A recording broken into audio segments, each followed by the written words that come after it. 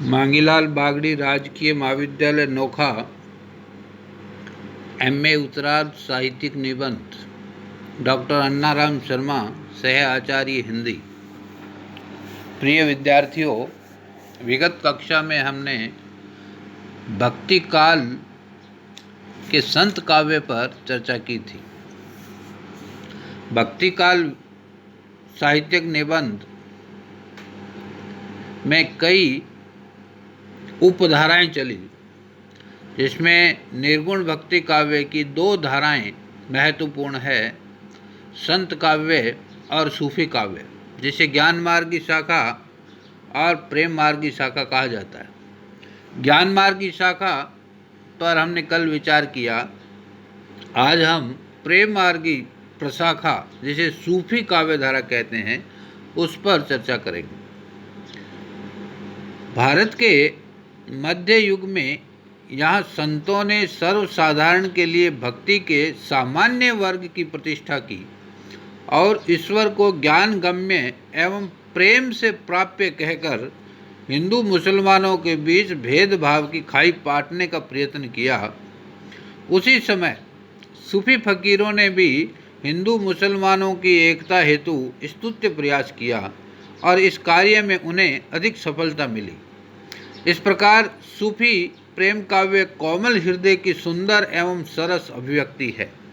जायसी, कुतुबन, मंझन आदि सूफी कवियों ने प्रेम के माध्यम से ईश्वर प्राप्ति का लक्ष्य रखा और प्रेम का गान किया।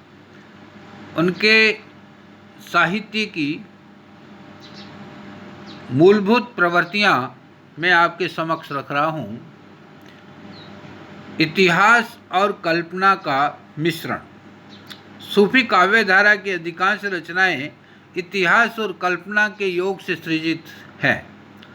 सूफियों के काव्य में प्रेम गाथाएं अधिकांशतः हिंदुओं के घरों की है। ये परंपरा से प्रचलित कहानियां हैं जिनमें आधा इतिहास और कल्पना का पुट है। इतिहास को इन कवियों ने वहीं तक स्वीकार किया जहाँ तक वह इनके सिद्धांतों एवं साध्य में सहायक हुआ है। उन्होंने हिंदुओं के घरों की प्रेम कहानियों को लेकर काव्य रचनाएं की और उसके द्वारा अपने सिद्धांतों का प्रचार किया। हिंदी के प्रमुख प्रेम मार्गी कवि जायसी ने पद्मावत में हिंदुओं के आचार विचार आदि का सुंदर समन्वित स्वरूप प्रस्तुत किया है। दूसरी विशेष प्रवृत्ति है प्रेम और वियोग। सूफियों का प्रमुख प्रतिपाद्य प्रेम है। प्रेम में भी वियोग पक्ष को इन्होंने अधिक महत्व दिया। सत्य यह है कि विरह की ज्वाला में तपकर ही प्रेम का कंचन वर्णी रूप निखरता है।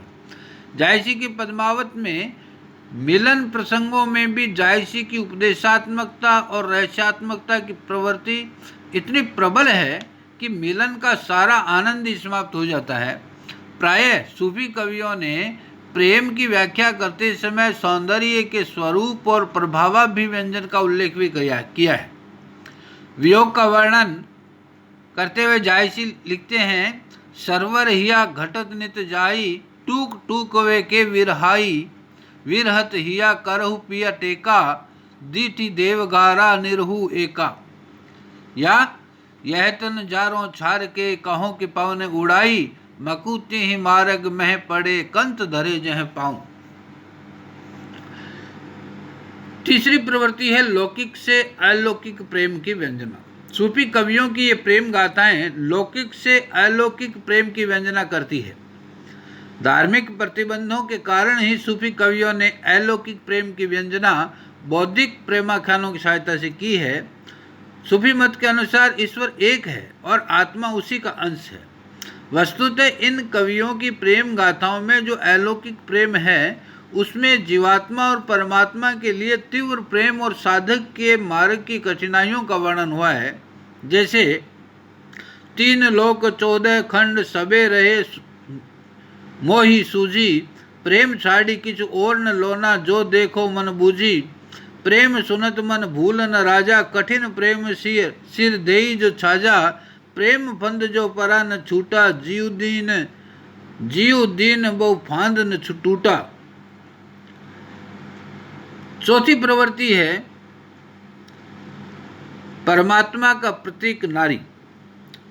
जहां एक और संत कवियों ने नारी की कड़ी भर्त्सना कर उसे ईश्वर प्राप्ति में बाधक ठहराया, वहीं सूफियों ने अपनी प्रेम गाथाओं में प्रेम भावना को नारियों के मध्य मढ़ा है और उन्हें परमात्मा का प्रतीक बतलाया है। परशुराम चतुर्वेदी ने लिखा है कि सूफी कवियों ने नारी को यहाँ अपनी प्रेम साधना के साध्य के रूप में स्वीकार किया है, जिनके कारण वह इनके यहाँ किसी प्रेमी के लौकिक जीवन की नीरी भोग्य वस्तु मात्र नहीं रह जाती है, वह इस प्रकार की साधना सामग्री भी नहीं कहला सकती जिसमें उसे बौद्ध सहज यानियों ने झूठा नाम देकर सहज साधना के लिए अपनाया था। वह इन साधकों की दृष्टि में स्वयं एक सिद्धि बनकर आती है और इसी कारण प्रेमाख्यानों में उसे प्राय अलौकिक गुणों से युक्त भी बतला दिया जाता है। पांचवी प्रवृत्ति है रहस्यवाद।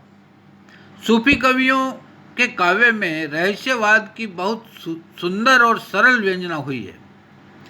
जहाँ संत कवियों का रहस्यवाद शुद्ध और नीरस है, उसमें शंकर के अद्वैतवाद को स्वीकार किया गया है। उसमें ब्रह्म सत्यम जगत मिथ्या के सिद्धांत को आधार माना है।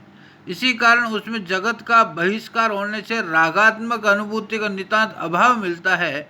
वहीं सूफियों के रहस्यवाद में अद्वैतवादी भावना आधारशिला के रूप में होते हुए भी हृदय की मधुर भावनाओं का बड़ा महत्व है। सूफियों ने जगत को सत्य मानकर रहस्यवाद की बड़ी सुंदर और भावात्मक अभिव्यक्ति की है। उन्होंने प्रेम कथानकों के द्वारा अव्यक्त सत्ता को व्यक्त रूप में प्रकट किया। जैसे जायसी लिखते हैं, रवि शशि नखत दीप ही ओहि ज्योति, रतन पदार्थ मानक मोती, जहाँ जहाँ वीसी से सुभावती हंसी, तह तह छिटकी ज्योति परगासी। मंडनात्मकता। निराकारवादी संतों ने भक्ति के सामान्य मार्ग की प्रतिष्ठा से हिंदू मुस्लिम जातियों में धार्मिक एकता का श्री गणेश कर दिया था, किंतु अपने उद्देश्य में उन्हें यथेष्ट सफलता नहीं मिली। इसका कारण उनके स्वर में खंडनात्मकता की चुभने वाली कर्कशता थी, जिससे हिंदू मुसलमान दोनों ही चोटिल हुए। मुलायम स्वभाव के सूफियों ने किसी संप्रदाय विशेष का खंडन नहीं किया, बल्कि दोनों जातियों के एकता के उद्देश्य से इन्हें अपेक्षाकृत पास लाने में प्रयास किए। इसका कारण यह था कि इनकी पद्धति मनोवैज्ञानिक थी। आचार्य रामचंद्र शुक्ल ने इस संबंध में लिखा है कि प्रेम स्वरूप ईश्वर को सामने लाकर सूफी कवियों ने हिंदू और मुसलमानों दोनों को मनुष्य के सामान्य रूप में दिखाया और प्रेम भाव के दृश्यों को हटाकर पीछे कर दिया। आगे वे लिखते हैं कि कबीर ने केवल भिन्न प्रतीत हुई परोक्ष सत्ता की एकता का आभास दिया था। प्रत्यक्ष जीवन की एकता का दृश्य सामने रखने की आवश्यकता बनी थी और वह जायसी द्वारा पूरी हुई। सूफी कवियों की काव्य की एक प्रवृत्ति है प्रबंधात्मकता। प्रेम मार्गी कवियों के अधिकतर ग्रंथ प्रबंध शैली में लिखे गए थे, अतः उनमें कथानक की रमणीयता के साथ संबंध निर्वाह भी सुव्यवस्थित तरीके से हुआ है। प्रेम मार्गी कवियों का वस्तु वर्णन अच्छा नहीं हुआ है। इसका कारण है कि उन्हें तो अलौकिक प्रेम की अभिव्यक्ति करनी थी, इसलिए वस्तु वर्णन या कथा का प्रवाह उनके लिए उसी सीमा तक महत्व रखता था जहां तक उनके उस प्रेम के अभिव्यंजन में वह सहायक या उपयोगी था। इन सूफी कवियों के काव्य में दार्शनिकता की प्रवृत्ति मिलती है। चूंकि सूफी मत का उद्भव इस्लाम से ही हुआ था, परंतु उस पर बाहरी प्रभाव भी पड़े थे, इसलिए इनकी रचनाओं में इस्लामिक और भारतीय अद्वैतवाद दोनों ही दर्शनों का पर्याप्त प्रभाव पड़ा। जो प्रेमपूर्ण वैष्णव धर्म भक्तों और सेवों के विरोध में खड़ा हुआ, उसमें अहिंसा आदि पर विशेष जोर दिया गया था। सूफियों ने वैष्णव धर्म की ये शिक्षा ग्रहण की। जायसी ने अपने पद्मावत में कई स्थान पर प्रतिबिंबवाद से अपना मत साम्य दिखलाया है।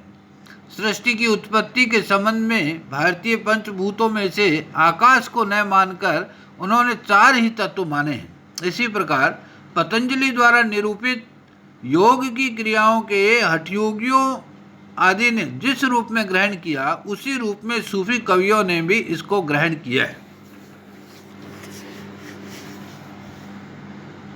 भाषा शैली। कलात्मक विशेषताओं में सूफी कवियों ने मसनवी शैली का प्रयोग किया।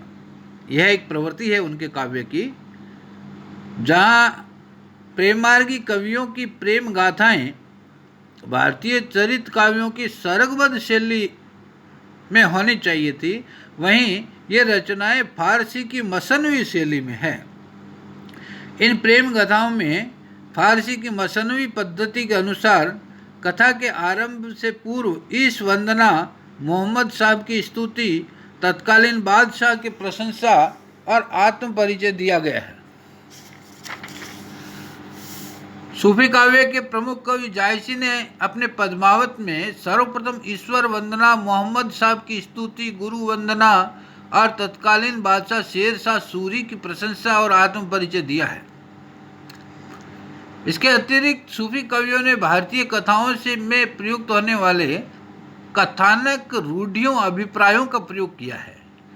आचार्य हजारी प्रसाद द्विवेदी ने लिखा है कि कथानक को गति देने के लिए सूफी कवियों ने प्रायः उन सभी कथानक रूढ़ियों का प्रयोग किया है जो परंपरा से भारतीय कथाओं में व्यवहृत होती रही है, जैसे चित्र दर्शन, स्वप्न अथवा सुख सारिका आदि द्वारा नायिका का रूप या देख या सुनकर उस पर मुग्ध होना, पशु पक्षियों की बातचीत से भावी घटना का संकेत पाना, मंदिर या चित्रशाला में प्रिय और युगल का मिलन होना आदि मसनवी शैली के विषय माने जाते।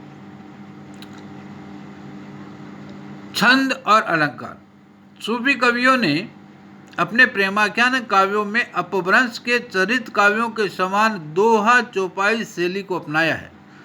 दोहा चौपाइयों अथवा द्विपदियों के अतिरिक्त सूफी प्रेमाख्यानों में सोरठे, सवैये, बरवे जैसे छंदों का प्रयोग भी मिलता है। कहीं कहीं फारसी बहरों का भी प्रयोग हुआ है।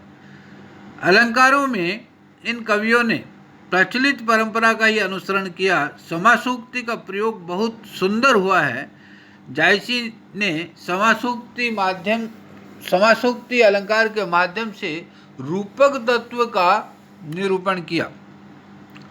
उपमा, उत्प्रेक्षा आदि अलंकारों का भी इन्होंने सम्यक प्रयोग किया है। इस प्रकार हम कह सकते हैं कि भक्ति काल की सूफी काव्य धारा अनेक विशेषताओं से युक्त है। इस धारा में प्रेम का स्वरूप व्यापक भावभूमि पर चित्रित हुआ है। वियोग की अधिकता, प्रेम की उत्कृष्टता, श्रृंगार रस की प्रधानता, रहस्यात्मकता, प्रबंधात्मकता, इतिहास और कल्पना के मिश्रण से हिंदी साहित्य के इतिहास में सूफी काव्य धारा विशिष्ट स्थान रखती है।